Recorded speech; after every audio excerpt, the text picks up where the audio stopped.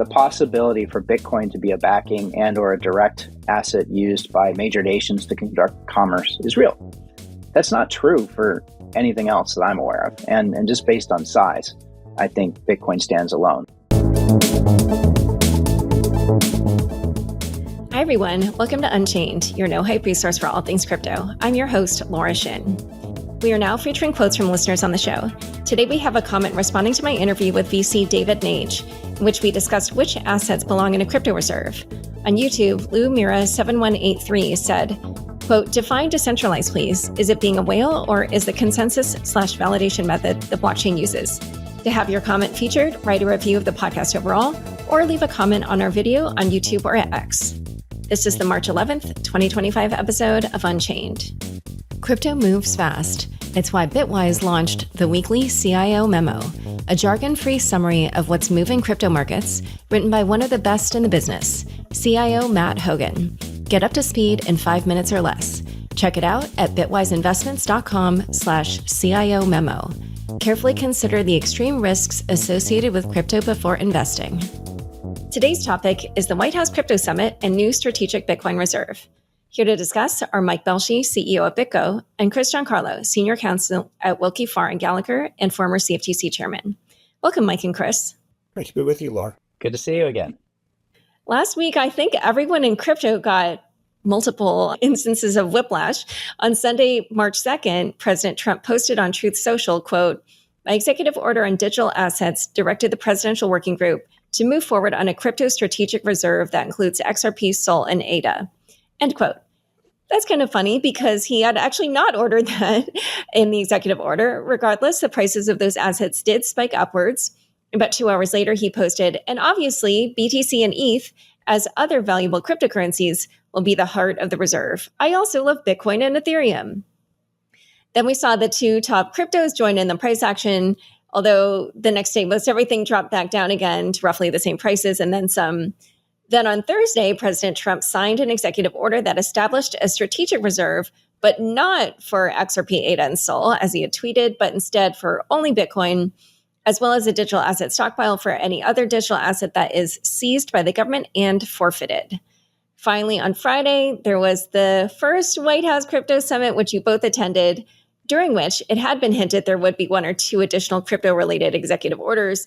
But at least on the live stream, we did not see anything like that come to pass. Trump did say he was ending Operation Checkpoint 2.0, but there were no additional details. And also someone from FIFA presented a trophy, which was quite funny. So can you tell us what else happened at the first White House Crypto Summit? Mike, you wish to go first? Sure. Well, look, it was a good meeting. I mean, I think in most respects, it's really a culmination of a lot of work that's been going on over the last few years. And then finally having an administration that's like ready to start discussing these things. So, they've just assembled a new team. They moved incredibly fast. Actually, one of the things that multiple people there noted is they're moving at a speed which is really surprising everybody, which is great. And then the initial pieces are like, okay, which directions are we going in? And then following that, of course, is the actual mechanics that go around with it. With regard to the tweets and the various coins for the reserve, look, there's so much speculation, and I think it's all going to sort out actually as people expect in a very reasonable and strong way. I've known David Sachs for, nearly 20 years at this point. He's an incredibly smart guy. He will help make sure that it gets right. And then, ultimately the president signs off on that. So I think everybody there was just super grateful to finally have the ability to move forward. And even if there's some little jankiness in terms of what exactly is happening and when, that's the small stuff that people get concerned about a lot. Although that's not what they should really be focusing on. It's really the bigger picture. Laura, I think the way people need to view the summit, it was really a statement meeting by the White House. It wasn't a meeting to actually formulate policy or dwell into, say, some new policy announcements. That's not what its intention. When those meetings take place, they're often in the West Wing, in some of the cubbyhole meeting rooms there, or if one's fortunate enough to take place in the Oval Office. This was quite different. We met in the residence in the official state dining room. The guests hosted were treated to all of the pomp and circumstance that goes with basically a state visit to the White House. This meeting was designed for the administration to say, you've been persecuted for the last 4 years. that's all over with now. You're now here to be celebrated. It was clear that that's the statement that was being made, that there's been a sea change in the U.S. government's official position on crypto from one of hostility to one in welcome and acceptance. It was clear from that by the attendance by important members of the cabinet, from the Commerce Secretary to the Treasury Secretary, even the Secretary of State, Marco Rubio, listened in for a while. We had the administrator of the Small Business Administration, some leading members of Congress, Tom Emmer, and the president came, and the FIFA trophy was there really as a courtesy. He had earlier accepted the appearance of the trophy in the Oval Office and had signed the paperwork for the U.S. to host the World Cup, and then just sort of on a whim said, why don't you take it over to the state dining room so we can show the crypto members there? And that was really just an impromptu action by the president.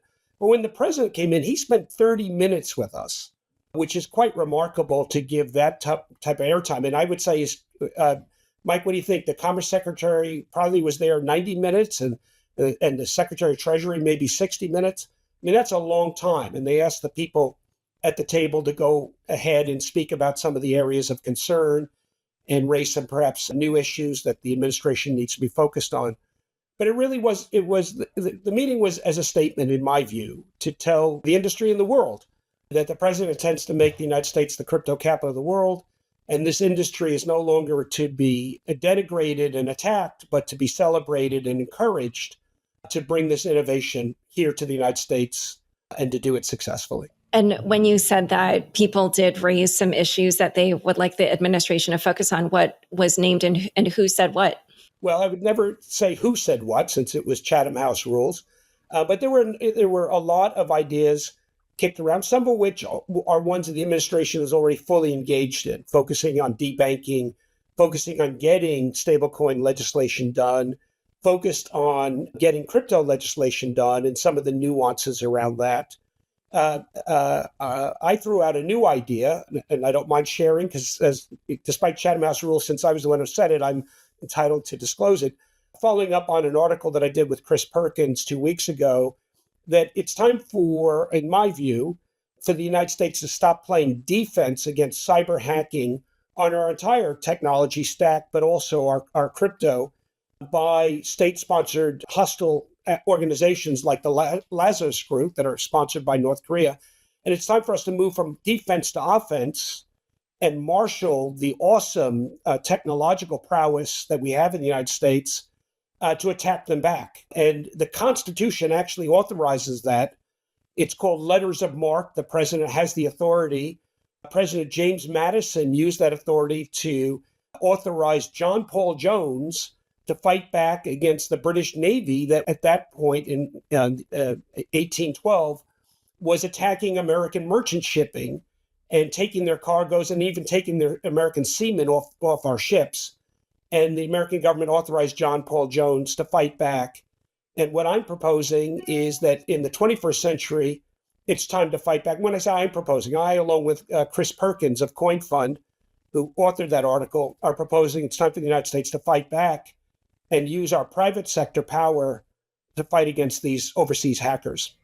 Wow. State-sponsored hackers. That is so interesting. So can you just flesh out what that would look like exactly? You're saying that we would employ white hat hackers, to steal back crypto from North Korea, or what exactly do you mean? So the way letters of marque were, it's called privateering, and was very common in the 18th century, 16th century. A number of well-known privateers authorized by many governments.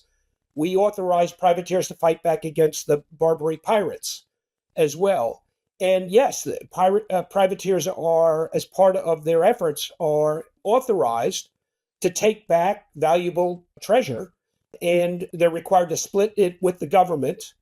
So the U.S. government would be able to fill the recently announced various crypto stockpiles with seized Bitcoin, but the privateers would also split that bounty with the government to sort of compensate them for their work and effort.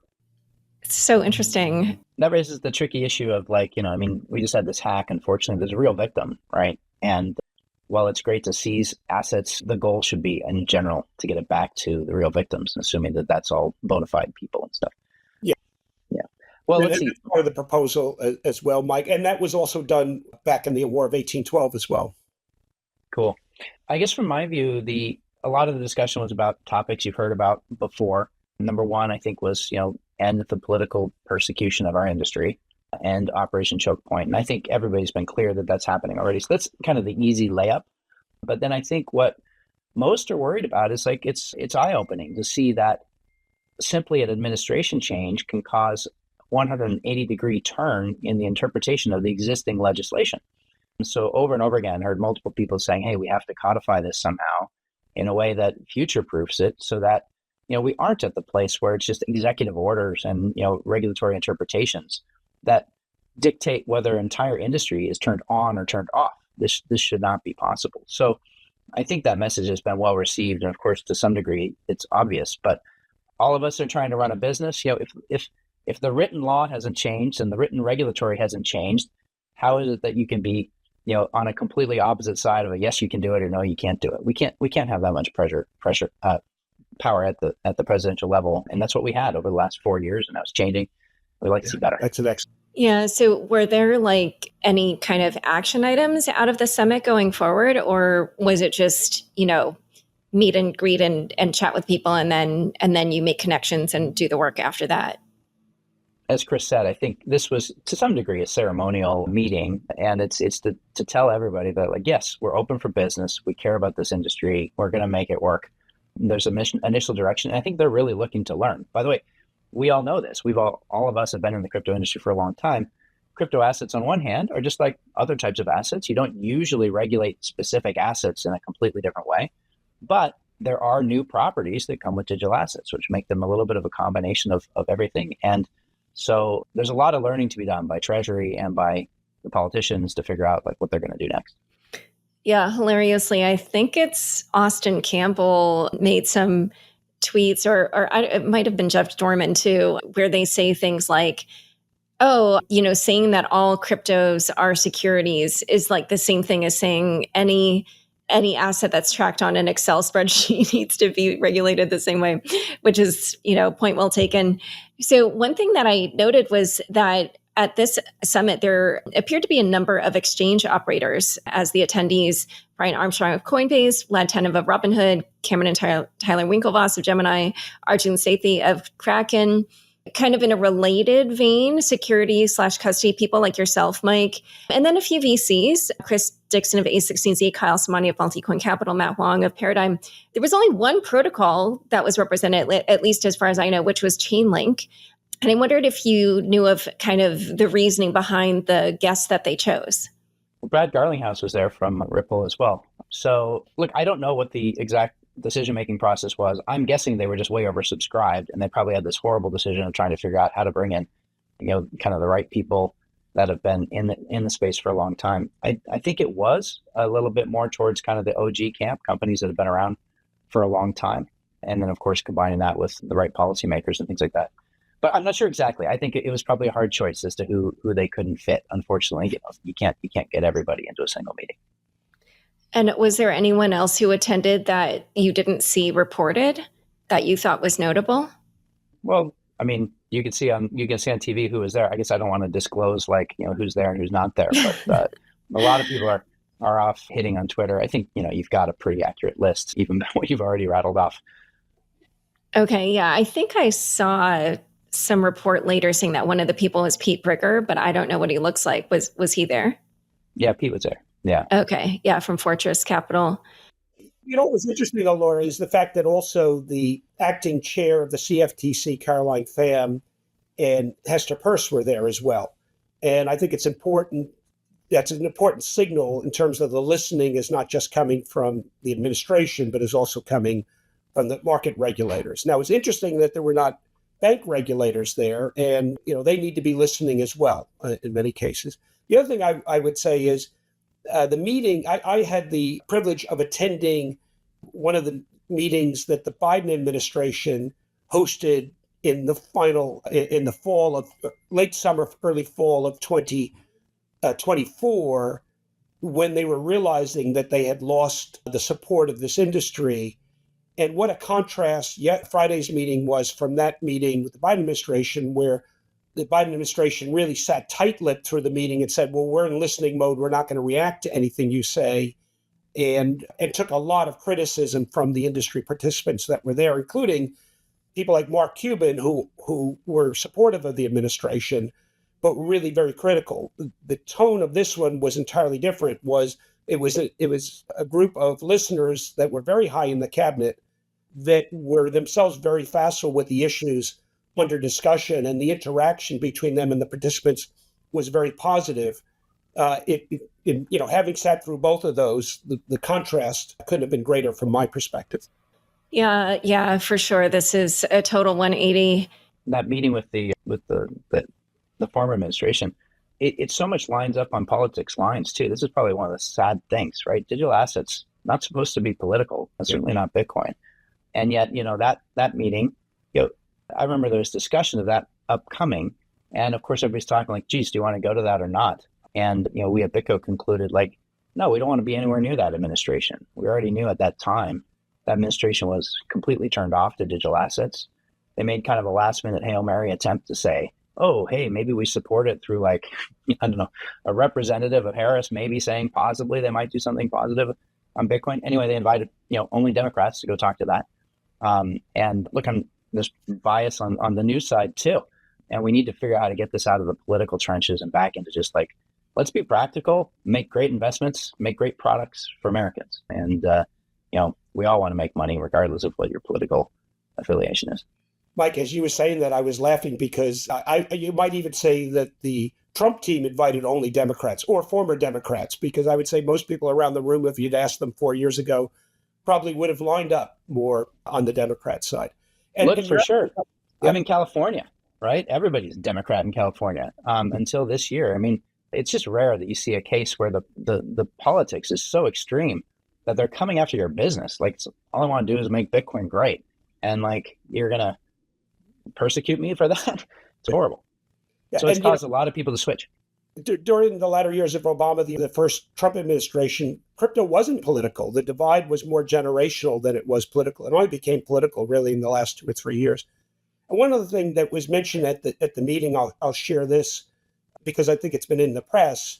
One of the participants said, look, 6 months ago, we didn't know whether we were going to wind up in jail or here at the White House. And the president found that very funny because he said, 6 months ago, I didn't know whether I was going to wind up in jail or in the White House. So he said, look, I'm aligned with you on that.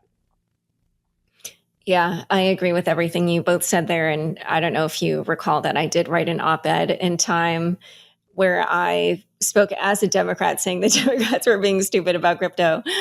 But anyway, okay. So I did want to harken back to, I think it was Chris. No, sorry, it was Mike, who was talking about how, it doesn't make sense for a topic that is this important, and especially a topic that's, really about building the future, that it should swing so wildly between administrations. So I did see a number of people on crypto Twitter expressing concern that this was done by executive order, establishing the strategic Bitcoin reserve, because that could be undone by the next president, as opposed to a law, which of course would ensure some level of permanence. So, why do you think they chose to do it that way? And even though it is an executive order, can Congress now make it a law? And if so, do you think that's likely?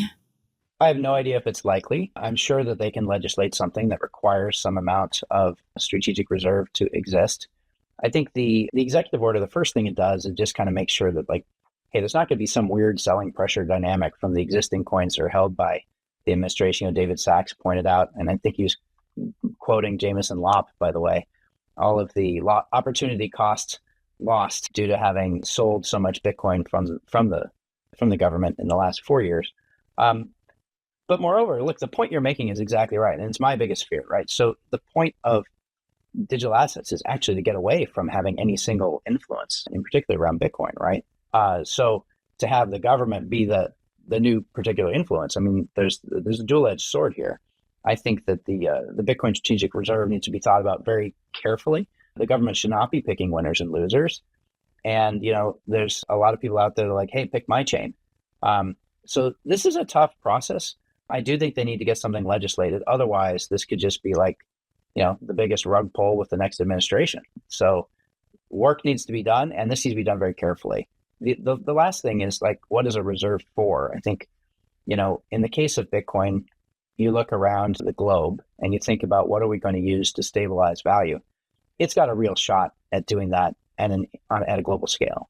The other various assets are not in the same ballpark at all. They're used for many different things, sometimes utilities, et cetera, and those are going to come and go over time. The notion of a reserve, we have a gold reserve. We don't really need it at this point in time. It's really a safety net in case we have big changes that come in the future. And it indicates, it signals strength to the world. So Bitcoin and gold have that in common. That one makes some sense. The others make a lot less sense. And if we get into a place where the government is picking winners and losers, that's going to be a problem. So there's a lot of work to be done here. I do think it needs to be legislated. Otherwise, we're going to find ourselves maybe in a worse place decentrally than where we began. Yeah. I spent a lot of time in the commodity markets, and commodity markets are often the sources of both reserves and stockpiles. Governments throughout history have stockpiled important commodities for many reasons. One is often political. Governments will stockpile in history wheat and corn because if the people don't have bread, they often will rebel, and it presents a risk to the political class. And so commodities have often been stockpiled. China today stockpiles many things from rebar to ham and pork to wheat and others because they fear social unrest, and having the necessary tools to build housing or to feed people are important reasons to stockpile. Then there's the notion of a reserve. When you think about a reserve, you think about something that has monetary policy consequences. The reason we stockpile gold is because gold historically is the basis for currency, and it's a monetary tool, both offensive and defensive. You can buy or sell for the impact it will have on your currency. And since the dollar went off the gold standard, many commentators would say it's actually remained on an oil standard. The global petroleum price is priced in dollars. And that's one of the reasons why we also have a petroleum reserve. It serves both a stockpile need if we need petroleum, but it also serves a monetary policy. We can buy and sell petroleum to affect the global market price and therefore the conversion into dollars. And so Mike is absolutely right. Cryptocurrency, the different ones the different chains have different properties, whether as a stockpile or a reserve. It's I think, easily argued that Bitcoin is different than the rest because of a monetary policy. Certainly when we have a period of time when BRICS countries are talking about stabilizing their currency using Bitcoin, then the United States can use a Bitcoin reserve both offensively and defensively against a rival currency group. So there's a lot of logic for a Bitcoin reserve, and many have argued that there's logic for a crypto stockpile for other purposes other than monetary, and I'll leave those champions to argue for themselves. I think Mike is absolutely right. We really want to avoid a situation where government's picking winners and losers. Yeah, for sure. One thing I did want to ask about is you probably have seen that there's a number of people in crypto, including Bitcoiners, who think that a strategic Bitcoin reserve is actually a bad idea. And I was just curious what your take was on the concept generally. I think there are both good reasons and bad reasons. I think there are positives and negatives, and we could probably fill a whole show with going into what they are. However, having said that, I think we may be past that point. Candidate Trump promised a Bitcoin reserve at his Nashville Bitcoin speech, and they're going forward with it. I think there are lots of reasons to argue whether other blocks should be put in, and there's champions all around on that. I think Mike's absolutely right. We do need to be careful where government is picking winners, losers, especially not fully enshrined in law. The one thing about the petroleum reserve is that was created by an act of Congress in the 1970s in response to the boycott, the cartel boycott, or the cartel controlling American prices. And it served through administration after administration, both parties ever since, as does our Fort Knox supply of gold. And so do think we need to be careful about things that might be seen as short-termism, protecting one L1 or another, as opposed to something that's more lasting and really more part of national policy. My view on this is that it depends how you define reserve here. So when you just say, should there be a reserve, without more clarification as to what that means, I guess I would lean towards no, there shouldn't, because I'm very afraid you'd end up in just a buying and selling spree based on what the administration might think. So if it can get codified in law with good logic, I think that makes sense. Also remember, Bitcoin is well over half of the market cap of all of crypto. So it stands alone in its size, both in the US and globally. It stands alone in terms of its impact to affect global markets. The other coins are not even close, and this is just being objective based on size. So I think if you're going to have a reserve, there's no room for anything other than Bitcoin. I feel pretty strongly about that. And then if you're going to have a reserve, we need to be very careful that we don't end up with something that can be used actually to fight Bitcoin. And I am worried about that. As for stockpiles, I don't think these are resources that have achieved the wheat or corn or oil type of level either. So I'm pretty skeptical on those. Although I'll say I could be convinced in some way, but I'm afraid that with a stockpile, you could end up with another similar type of thing. But I don't know. The government's held on to a lot of gold for a long time. We haven't had presidents buying and selling it just on a whim. There's been a couple of points in history that have been clear.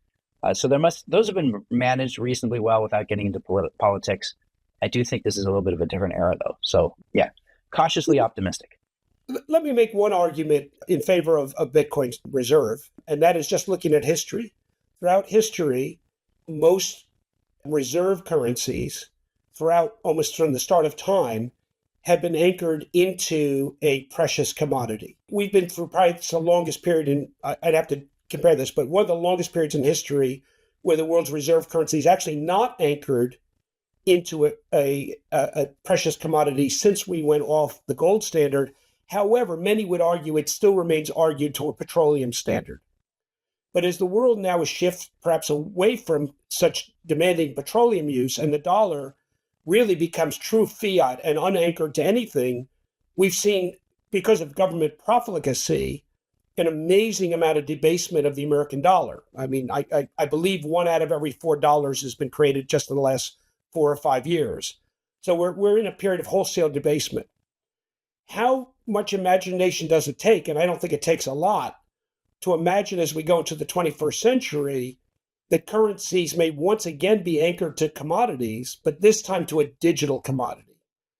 And as Bitcoin is the world's first digital commodity, demonstrating its enduring value, it's never been hacked, its hash rate continues to grow, its usership continues to expand. It's not that far-fetched to think sometime in the future the dollar may become re-anchored to a commodity, but this time to a digital commodity, or certainly other currencies might be anchored to this commodity. And therefore, actually getting ahead of that by creating a Bitcoin reserve now so that it's available should we decide to stop the debasement of the currency by repegging it to a fixed supply commodity. Gold, in a sense, is sort of a fixed supply commodity in that you can only take so much gold out of the ground at any given time. That's why it serves so well as an anchor to currency throughout history.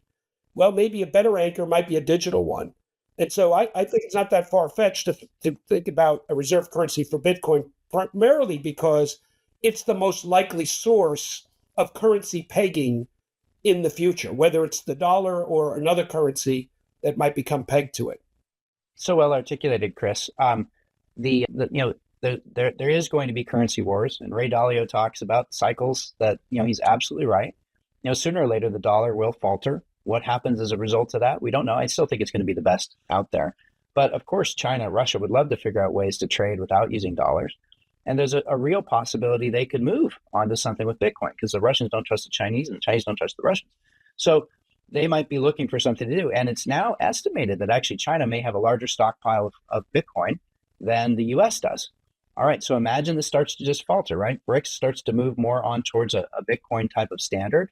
It's not clear that the US political affiliation in the Middle East is as strong as it was in the 60s and 70s.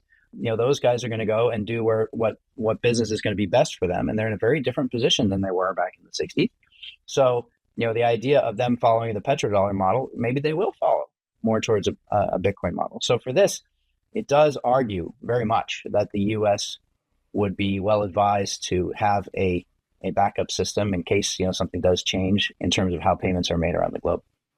Yeah, that makes a lot of sense. But it definitely takes a certain kind of person who can play the chess out that many moves to understand that. Whereas, I feel like so many people in the world can only see the next chess move. But anyway, so in a moment, we'll talk a little bit about how a strategic Bitcoin reserve aligns with crypto principles. But first, a quick word from the sponsors who make this show possible.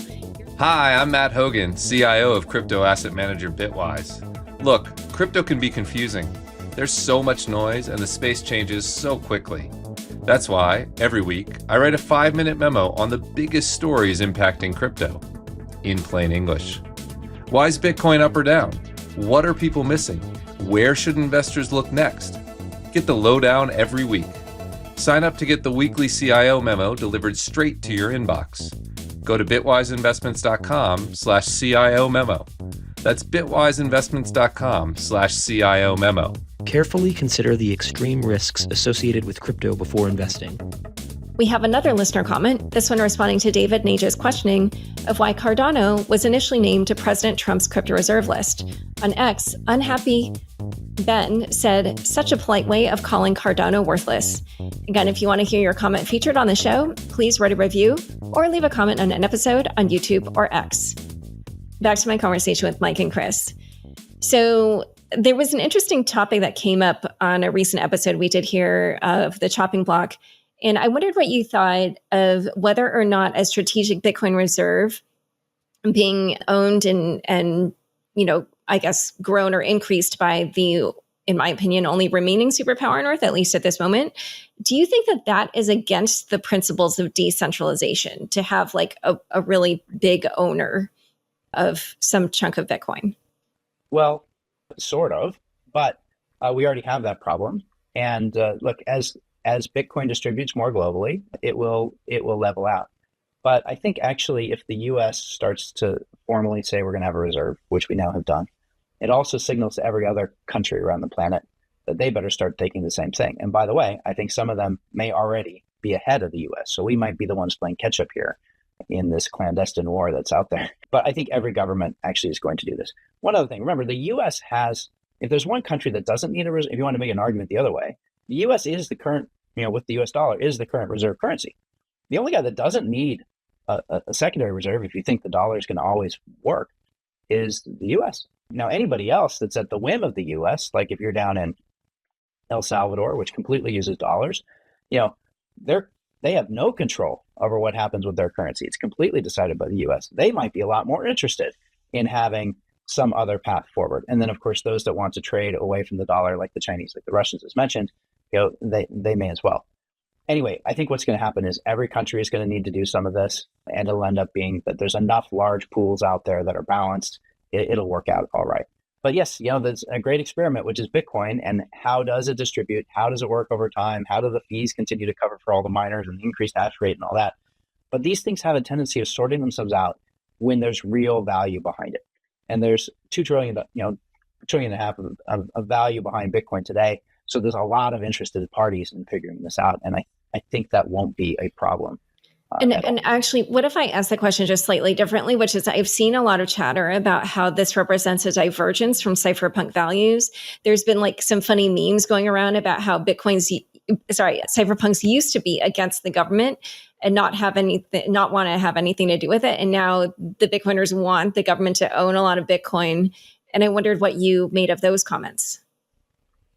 There's a lot of people that say crazy stuff out there. I think it's perfectly viable to have people that are excited to stockpile gold in their backyard and be either pro or against that. I don't credit all voices. I would say that, as an asset class matures from its early adopters and their ethos to it realizing its potential that those cyberpunks advocated, well, then actually the policy sets become much broader.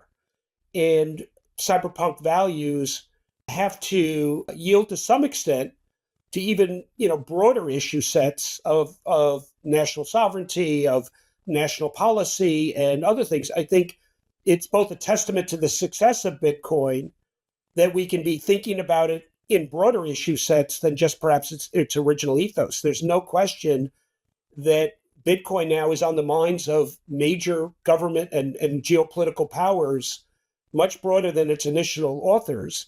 And that's both a sign of its success, but it also means we're in a new phase of thinking about it. One of the other disappointments I had from the previous administration was, and this continued from prior administrations on both sides, of wielding the dollar as a reserve currency for its power in terms of its ability to sanction and influence behavior around the globe. But that is a sword that if you use too often, eventually becomes dimmed and less sharp. And it's time now to start thinking about if we really want to preserve the dollar's reserve currency status, then we need to be more judicious in its usage. But more importantly, we need to continue to make the dollar the world's most attractive instrument. And there's two elements to that. One is we need to modernize it.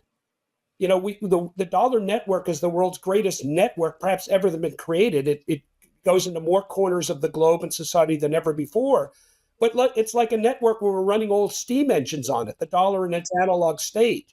And in many ways, what stablecoins are, it's a new type of high-speed train on that old network that's going to be able to meet dollar demand around the globe like never before. And it is time to get stablecoin legislation done and allow American private industry to meet that demand. But there's another element to it. It's more the soft power of the dollar. We need to make sure that in a digital future of digital dollars, that we preserve the values that got us here. The dollar, is probably not only the greatest network, the greatest brand the world has ever known. It's a greater brand than Nike or McDonald's, but with it comes values of free enterprise, free financial expression, free of government censorship and government control, at least for lawful activities. Getting the balance right between law enforcement and individual, not only autonomy, but privacy in one's transactions is critically important. So as we think about stablecoin legislation, we need to think about it not just in authorizing stablecoins, but also making sure we get the values right. We don't want a stablecoin operator to become like Apple with a walled garden, where in their walled garden you can use certain apps, but you can't easily transact with other dollar instruments, because we want to make sure a dollar is a dollar is a dollar, no matter if it's operated by this operator or another. So interoperability is critically important, as is privacy. One of my biggest disappointments in stablecoin legislation is the word privacy doesn't even appear. There is really no privacy protections in the current legislative proposals. So with that in mind, the Digital Dollar Project, which I've been involved with for 5 years, will be releasing a paper in the next week. And we're going to be focused on some of these issues of how do we innovate the dollar into a digital future, but do so in a way that is as ultimately modernized as possible and digitized, but also retains the values that has made the dollar so popular around the world for people that aspire to financial freedom and financial autonomy. By the way, I think, Chris, I might have been the only person last Friday. I put privacy at the top of my list of things for the legislators to consider. I also share that concern. Going back to the reserves real quick, actually, I think the cypherpunks are getting what they want with the government starting to move towards a Bitcoin reserve. Although this is only step one, this is not like a gold-backed currency yet. But if you're going to get back to a currency that is backed by something rather than fiat, the first thing you have to do is you have to have the governments have ability to have it. So I think it's perfectly compatible. And I think the cypherpunk should celebrate. There's been a lot of complaints about what happened since 1971. And that's the cypherpunk value around having a backing to it. I did think about your privacy comment, but in the spirit of Chatham House rules, I didn't want to give it up. So I'm glad you brought it up. Well, I just want to talk a little bit about the other aspect, which is this digital asset stockpile, but also refer back to, I think it was Mike's comments earlier, where, you said you wouldn't be supportive of a strategic reserve of anything other than Bitcoin. And, obviously we saw the reaction. People were very upset at the notion that XRP and ADA in particular would be part of a reserve. But, a lot of people, even Ethereum people, are saying, yeah, I don't even think ETH should be part of it. So just talk a little bit about why it is that, I think both of you are not supportive of that, and why you think others are not as well. I think Chris stated it pretty eloquently. The possibility for Bitcoin to be a backing and or a direct asset used by major nations to conduct commerce is real. That's not true for anything else that I'm aware of. And just based on size, I think Bitcoin stands alone. So if you wanted to have a Bitcoin reserve policy, which was still open to maybe having other assets in the future, I think you could define a set of criteria, which would mostly end up looking like what Bitcoin is and why it's uniquely suited for anybody else that would be in any other coin that be included in the reserve. Let's talk a little bit about the mechanics of these reserves and stockpiles. One of the things that candidate Trump talked about and complained about with the prior administration was the fact that they were selling off crypto that they had seized as part of law enforcement operations. Law enforcement seizes crypto all the time. In fact, they don't even know how much seized crypto may exist on smartphones taken by local town law enforcement for DWI arrests and other things that may be sitting in, local sheriff's offices. And when the Fed seized crypto under the Biden administration, they sold it pretty promptly. They were selling Bitcoin at 3,000, 10,000, 20,000, 30,000. And candidate Trump said, that's crazy. Had we held on to this, we might be able to retire some national debt with it. And so the first step in this administration's mind is just stop the selling. Then if you create a reserve, as we're talking about here, and I think the administration is talking about for Bitcoin, you may then actually add to it through other means. And I think they are looking for other means.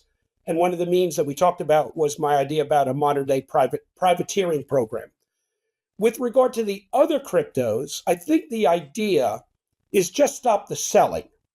So you inadvertently, or you're not inadvertently, but you build a stockpile, not because you're out buying, but because you stop the selling. They can continue to sell the yachts and the Lamborghinis of criminals that they catch, but just hang on to the crypto and see what happens. And I don't think that's a bad strategy. I'm not opposed to that. I do, as I acknowledged before, I think there is a difference between Bitcoin, its monetary impact, both on the dollar and other foreign currencies, and other cryptos that I don't think have that same monetary impact. But I'm not opposed to an administration policy of not releasing seized cryptos. Certainly not, immediately and regularly as was done before. They may want to wait and see what happens, if for no other reason that the price may appreciate and it may actually serve to help us with our national deficit issue. So I think the idea is let's see how it plays out. Yeah. And one other thing I wanted to mention is that the government will actually be keeping forfeited funds or forfeited assets. So I think actually the amount of Bitcoin that the government currently holds is not what they'll be keeping, because they, as far as I understand, still have the Bitfinex hacked funds in their possession. And I think that's going back to Bitfinex. And it's a substantial amount right there. But one other thing I wanted to ask about was the executive order committed to finding some budget neutral ways to accumulate more Bitcoin for the strategic Bitcoin reserve. Do you have any particular ideas on how they might do that? Well, I've mentioned one before. Let's go hack back from the Lazarus group, the hack crypto they've got.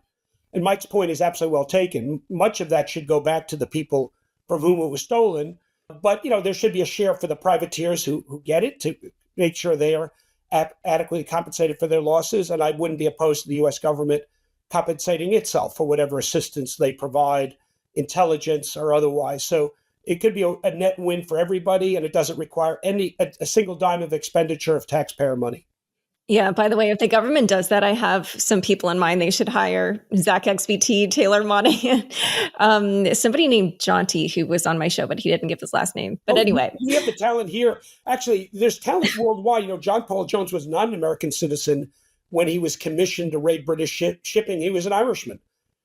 I'm sure there's some pretty savvy groups in Asia and Far East and other places that could assist us with this project as well for appropriate share of the reward. Well, another one that I heard, which I like, is allow Americans to pay their taxes in Bitcoin. potentially not having to pay capital gains as they do so. It kind of makes sense if it's being held in kind, that value is already being accrued back to the government. So I don't know, I think that could cause a pretty easy one. Obviously, if the government's looking to spend the cash, they've got to use the cash, but they would now have the reserve, and that reserve would continue to grow. So I think it'd be super easy. People just pay their taxes in Bitcoin. Done. I had another one, or it wasn't my idea. I saw this and I thought it made a lot of sense, which was mining, because obviously you have the initial capital expenditure, but then you would break even at a certain point. So anyway, very interesting. Okay, so here's one counter opinion that I wanted to hear you guys discuss, which is Omen Malakan, a Columbia Business School professor, tweeted this little parable on Sunday, or maybe it was an actual story, I don't know. He said that he lent a friend money who didn't pay him back, but bought expensive clothing. And the friend when he would protest, the friend would say, "You should be happy for me. This shirt is going to help me land a killer job. I'll get a fat paycheck and pay you back." And Omid then said, "I was upset because instead of buying the shirt, he could have just used the money to pay me back." Why am I telling you all of this? Because this is an allegory of America's new Bitcoin strategic reserve. Adding to it might be revenue neutral, but it's certainly not debt neutral. Every new dollar that goes to buy more BTC could also be used to pay down the debt. So what's your take on what he's saying here? I think it's silly. So, I mean, you can attack Bitcoin with that. You can attack any other expense with that. It's like, okay, yes, they should spend less. All right. And yes, we have a massive debt, which is going to take years to address, but it's just an oversimplification of the problem. So I don't know, it doesn't sound becoming for a alleged Columbia professor to be making such silly statements. Yeah, and I give you the perfect example of what he's saying. When government funds pure research at universities, that may someday lead to cures for diseases, but we don't know. It's Touche. That could go to pay down debt. Okay. Yeah. I mean, that's the intention of Senator Lummis's bill. I don't remember. Did she put a year on it? There was a rumor that there's something like $400 million went to Columbia from the government last year. So why is this private college getting all this money, and then they turn around and attack the U.S.? It's terrible. Debt.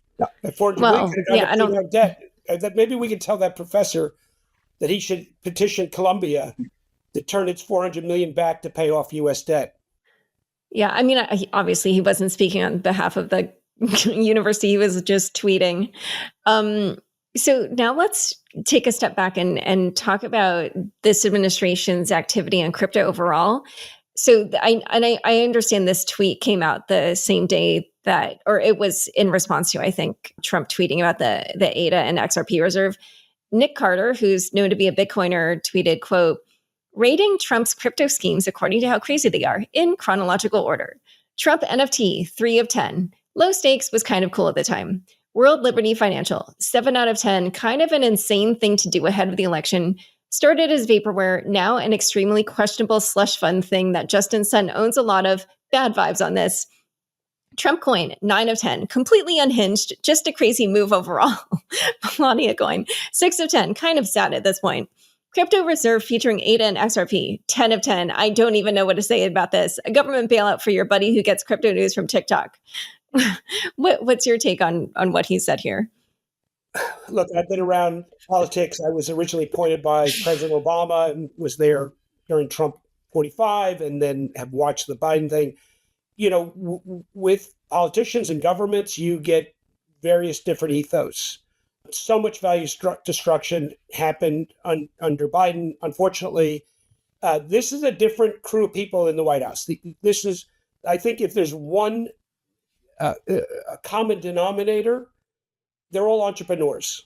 These are people that they're not going to stop being entrepreneurs because they've got into politics. They look for ways to create things and sell things and market things. And you get, if that's not to one's taste, well, you get the good with the bad whenever you get, any group with government, with politics. So I would much rather the focus of policy be on crypto as a new financial architecture. But there's no question. And it's not, by the way, it's not just the Trump team. This whole industry focuses on crypto as speculation. Number go up is the most common question I'm asked whenever I do an interview, I come in saying, let's talk about this new architecture of finance. And it always seems to be, is number going to go up? And so, I hate to say it, but the speculative side of crypto is just the opposite side of the coin of its utility. I like to make the analogy that crypto is as transformative to the American economy as the railroad was back in the 19th century, transformed a series of regional economies into the mightiest economy the world has ever known. And that was because of the railroad. But the way railroad stocks were sold was completely speculative, was completely out of control. And some of the biggest builders were themselves some of the biggest speculators. And so with crypto, you can't get far away from the speculative side, even though it's a massive technological transformation. And so, I don't care for a focus on that speculation side, but we're all guilty of that's our focus when we look at crypto. And it's not surprised that some of the architecture's biggest champions themselves are also focused on the speculative side.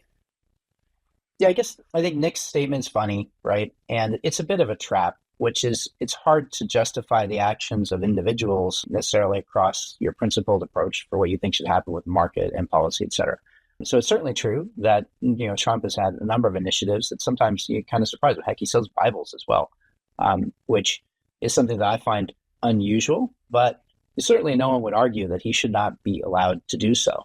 So the good news here, really, is that we actually have an administration that wants to figure out how to use these things. In my own personal opinions, I think meme coins are going to probably be around forever, and they're going to come and go, and sometimes something interesting happens, and a lot of times, not very interesting happens. The former, administration made it so that government employees can't even hold any crypto.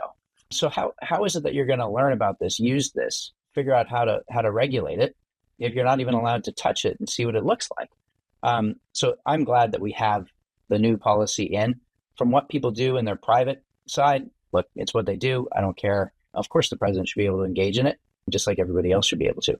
With regard to the reserves, I think we've talked about that. And I think it kind of depends on what you mean when you say reserve and where we go. And I think that's still unfolding. I think it's probably going to unfold fine. And do you see conflicts of interest or other issues around the Trump meme coin or activities with World Liberty Financial? I think you probably heard this Blockworks report that World Liberty Financial has been approaching different crypto teams with an offer that if they buy $10 million worth of unlaunched WLFI tokens with a 10% fee, then World Liberty Financial will buy the same amount of that blockchain's tokens. What do you think of those kinds of activities? I mean, look, private industry does what private industry does. I think it's perfectly fine. You can always argue that there's conflicts of interest. I think an interesting example for our political situation right now is, do you want leaders in your country that are already independently wealthy, or do you want ones that aren't? Elon Musk tweeted recently, maybe we'd be better off, paying all Congress people a lot more money so that they would be less subject to, bribery and corruption types of possibilities. And of course, there's been recent events not related to the presidential level, but of convictions here. I forgot the guy that had gold bar stuff, right? One thing that you get when you have business people is they have businesses. And then everyone always says, oh, well, look, his business is tied to his being president or whatnot. But even if they don't have businesses, the amount of money that they go on to make right after they finish in office is massive because there's tremendous demand for them to speak, write books, do all sorts of things. So if you have a business person in the office, they will always have conflicts. It could be hotel chains, it could be something else. They will always have it. The alternative is to have people that don't have anything. They don't know anything about business. Don't know how money works. They don't know what market structure is. They don't know how to make jobs for people because they've never done it.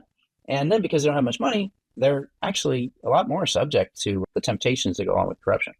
So anyway, I think it's a yin and a yang a little bit. If you have someone that doesn't have business ties, you've got one set of arguments and rejections against them. If you have another one that does have business ties, you're going to say it's a conflict of interest. And of course, you can't deny that there are potentials for conflict of interest. So I'm not denying that. I'm just saying that isn't that inherent with having great business leaders get into politics? Yeah, I mean, the only thing is I wouldn't automatically assume that just because somebody is already wealthy doesn't mean that they wouldn't do something sort of grifty. I think, Trump being potentially a billionaire and then doing the Trump meme coin is probably a good example. And the flip side. But you probably do believe in just basic free markets, right? And everybody is here individually working to figure out how to butter their own bread. And so what is a grift? right? I mean, if you're doing a legal token and other people buy it, one person calls it a grift, you're ripping everybody else off. The other one person says, well, look, I'm doing what I can to see how these baseball cards trade. And baseball cards, by the way, are definitely securities. It's just we've never treated them as such, but they certainly meet all the properties. So yeah, I mean, I do like just going back to the Justin Sun thing, which I think Nick tweeted about in reference to, what was it? Oh, yeah, I think it was the meme coin. Or no, it was the World Liberty Financial, but just like people were pointing out, and I didn't like do research on this, so please correct me if anything I'm saying here is wrong, but apparently he owns some significant chunk of the Trump meme coin, which I think, if I recall correctly, was like $75 million worth. And then his case was dismissed by the SEC. I did not write a question. I didn't do any research to write about that. I'm just saying something that I heard. So I don't know if you guys... Well, Brian Armstrong got front and center the other day, and his case was dismissed by the SEC. So is he also, doing this? I mean, you can make this argument in a lot of different ways. Okay, well, yeah, but that's, I think, more like a registration violation. I don't know, Chris. What's your opinion on all that? Dismissed. They said they were selling illegal securities. Now they don't. Mike, I articulated so well. I'm not sure I can add more. Our country was founded by entrepreneurs. Our country was our original leaders themselves were people of finance and commerce, and there was no permanent bureaucracy. We've created this permanent bureaucracy, and I'll tell you what, I tangled with those ethics rules when I was in government. There's not a lot of logic to them. They're mostly just a compilation of past scandals that then result in some rule to prevent that from reoccurring, but there's no overall logic to how they work. And Congress is exempt from most of it. Some of the biggest insider traders in the world are congressmen and women. There's now a new program that you can match Nancy Pelosi's trading to build your own portfolio, because it turns out she's the greatest stock picker the world has ever known. So, and these are people whose permanent job is in government. The difference with the Trump administration is these are people that are just here for a short while. They've built massive amounts of value and wealth in the private sector. I'm proud of my service in government, but at heart, I'm a big believer what makes America so successful is our entrepreneurship, is our aspirational society. The rest of the world comes here to build businesses and dare say it, to get rich. And that's why we put men on the moon, and that's why we've pioneered this new innovation, and that's why we created the internet. With achievement comes money making. So, I think we've got to be careful not to get up on our high horses too much. We're definitely going through a lot of changes, but the value destruction that took place in the last 4 years is a travesty, and it needs to be called for what it is. And so I'm willing to have this creative juices of this new administration also reflect in some crazy, merchandising campaigns. I'm not terribly bothered by it, as long as the policy stays neutral, the policy stays positive, the policy stays conducive to economic growth and a return to prosperity. So I'll call it as I see it as we go along, but I haven't seen anything so far that's got me terribly upset. Yeah, I mean, I get what you're saying, both of you. I do think, though, that there is also merit to my question, because that's probably the reason why David Sachs divested of his different investments in the crypto sector. So I do think, people have different lines, and David Sachs definitely chose the one where he would make sure that there was no even appearance of a conflict of interest. And, we could say, at least in my opinion, Trump has gone further than that line, which is definitely a question for a good debate, which, that's why we are seeing a range of opinions on this. All right. So I definitely want to end on stablecoins, which we kind of started to veer into. And I think that it is an area that kind of blends what we've been talking about like the US's power and how crypto can be a part of that. And we started to talk a little bit about, different elements you'd like to see in a stablecoin bill. But do you want to just expound on that, like what you're hoping for and what you think is already kind of in the works?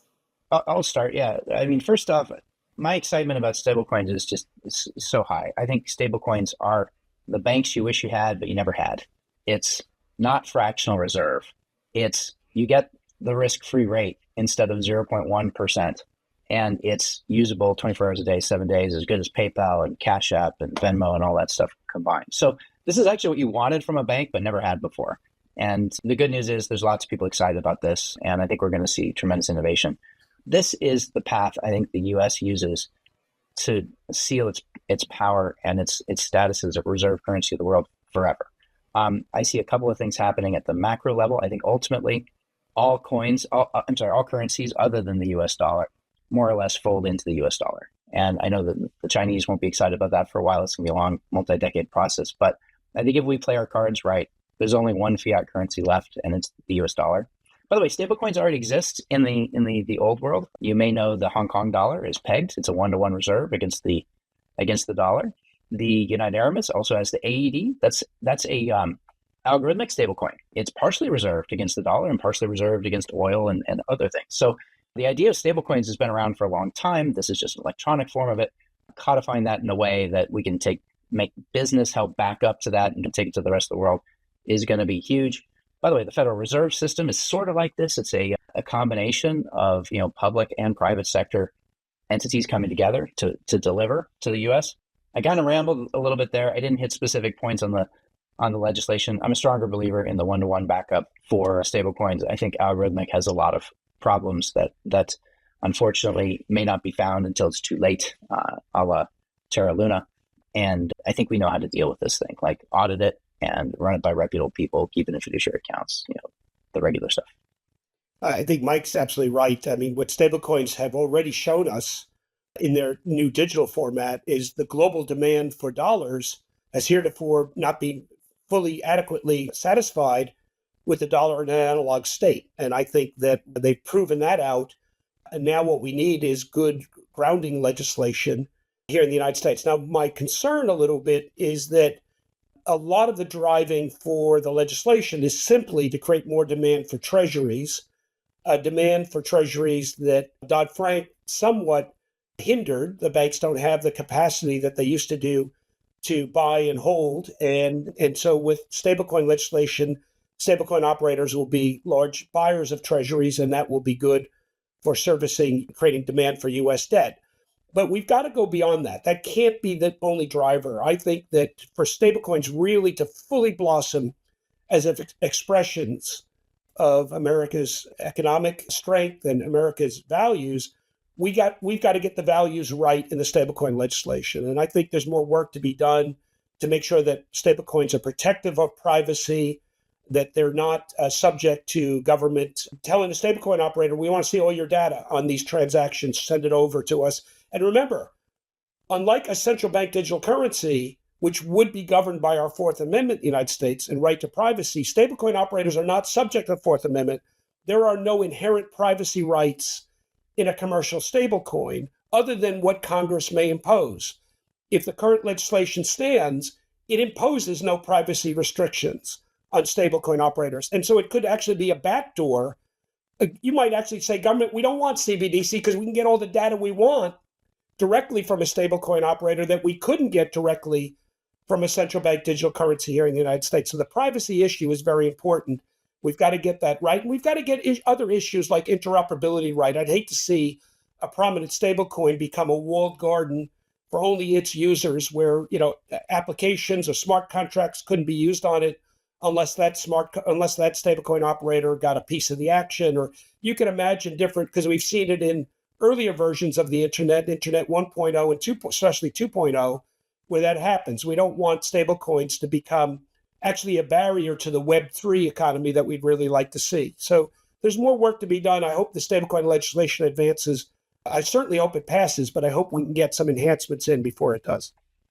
One of the things I've been pushing for, Chris, that you'll like, the travel rule, which has been around, I think, since like the early 90s, actually today is a privacy issue that, it slips by most legislators and regulators. So when you didn't have the technology of the blockchain, okay, so there's some goodness with exchange. And for those who don't know what the travel rule is, it's basically institutions, when we're sending money over certain sizes, we share information about who the sender and the receiver is, so that you can kind of make sure that it's going to bona fide actors from bona fide actors.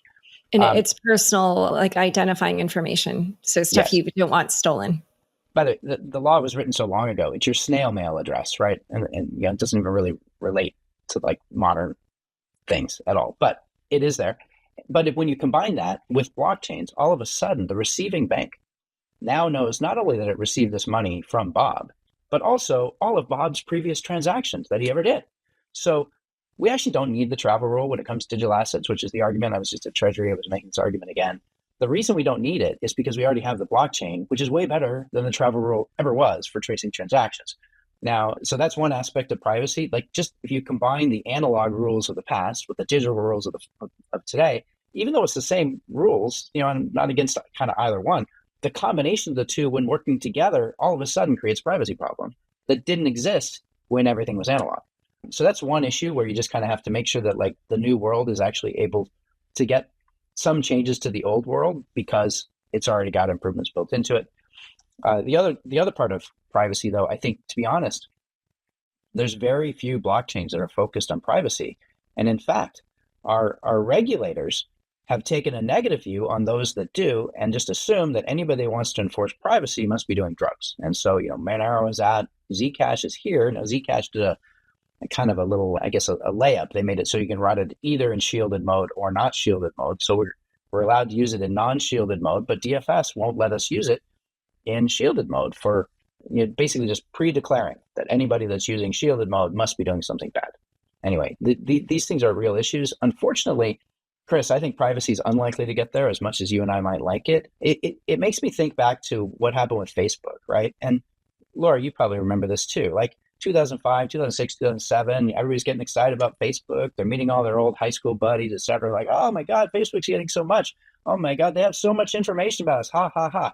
And then 10 years later, like, what? They have so much information about us. So, we knew exactly what Facebook was getting, and we did it voluntarily.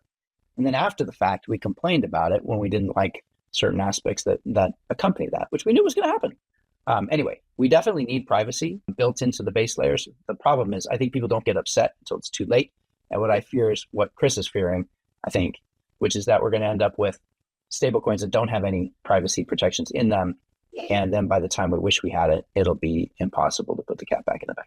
Right. And you're absolutely right, Mike. And there's another reason why I sadly think we're not going to get it in the stablecoin legislation is big bank interests don't want stablecoins to be more private than bank accounts.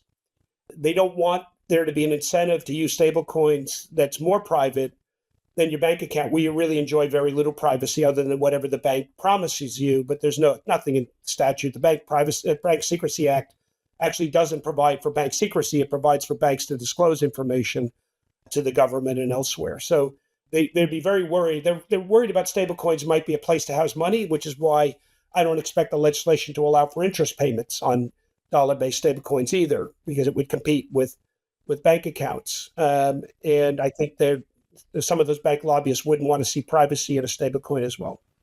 Wow, this is so interesting because I remember for a while there was an argument that this wouldn't take off with TradFi until there was more privacy baked in.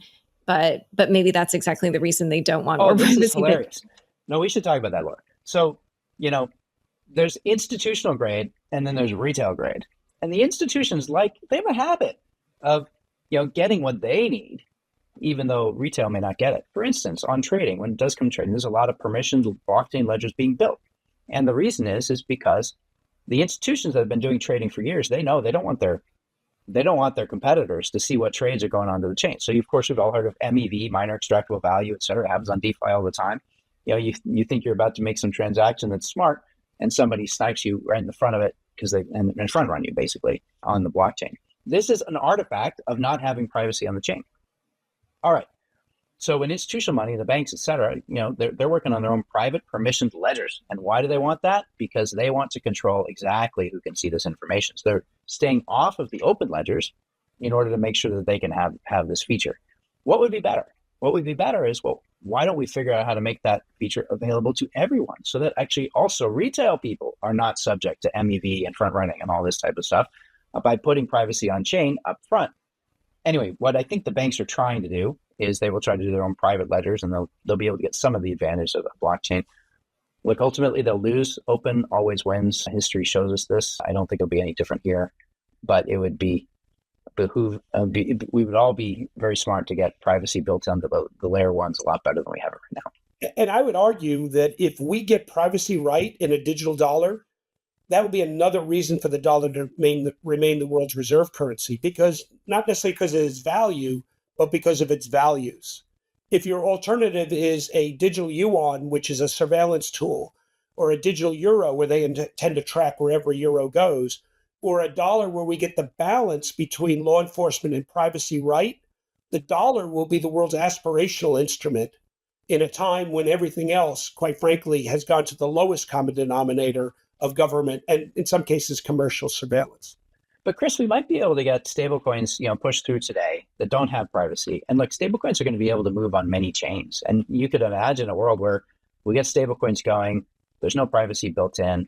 And then as the technology gets ready and sorted out, there's some point where actually people are like, you must use it. Or maybe we'll just end up with competing ones where some are running on chains with privacy and others are not.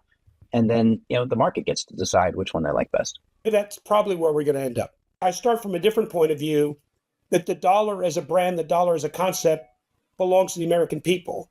And just like if you want to license the Nike brand, it comes with a set of parameters and restrictions. I think there'd be nothing wrong with the U.S. Congress saying on behalf of the American people, if you want to build a dollar-based instrument, it comes with certain values that you need to protect, and one of those would be privacy. But if our government's not going to basically lay claim to its own intellectual property and put down those restrictions, then it may have to be the private sector that comes up with those standards. That's a good point, Chris. Just the trademarking of the USD could be enforced by the government. So there are algorithmic stablecoins that call themselves, certain something USD. Something everyone wants to call it USD. But what bar do you have to hit in order to call yourself a dollar? Does it have to be one-to-one backed or not? That's one question. Does it have to have privacy features? Does it have to have audits? Like, when do you get that moniker? Exactly. And so far, there's not a lot of restrictions placed or a lot of conditions being placed on stablecoin operators. And that may be where we wind up, but that's all right. We'll get there some other way. And as you say, I did a Twitter poll, actually, I think about 4 or 5 months ago, asking this exact question. I said, should non-one-to-one backed stablecoins be allowed to call themselves USD? If I recall correctly, it was about 75% to 25% saying you should only call it USD if it's one-to-one backed. Right. Yeah, I do remember, I think the last time, Chris, you were on the show, you talked about trademarking the US dollar. If people want to reference that. All right, you guys, this has been such a great conversation. Where can people learn more about each of you and your work? Mike? Super easy, BitGo.com, Mike at BitGo.com. Happy to hear from everybody. Honored and privileged to have been in this industry as long as we have been. There's so much more good stuff to come. Best, most fun industry ever. Seriously. And people can look me up at my website, cryptodad.org. I'm also senior counsel at Wilkie Farr and Gallagher, and also chair of the Digital Dollar Project at digitaldollarproject.org. And we've got a major working paper coming out in a few days that perhaps, Laura, we can even post on your blog. I think people would find it very interesting. It encapsulates a lot of things we've just been talking about. Perfect. Well, it's been a pleasure having you both on Unchained. Thank you, Laura, for having me. Really appreciate it. Thanks so much for joining us today. To learn more about the White House Crypto Summit and a strategic Bitcoin reserve, check out the show notes for this episode. Unchained is produced by me, Laura Shin, with help from Matt Pilchard, Juan Aranovich, Becken Gavis, Pam Majumdar, and Marco Correa. Thanks for listening.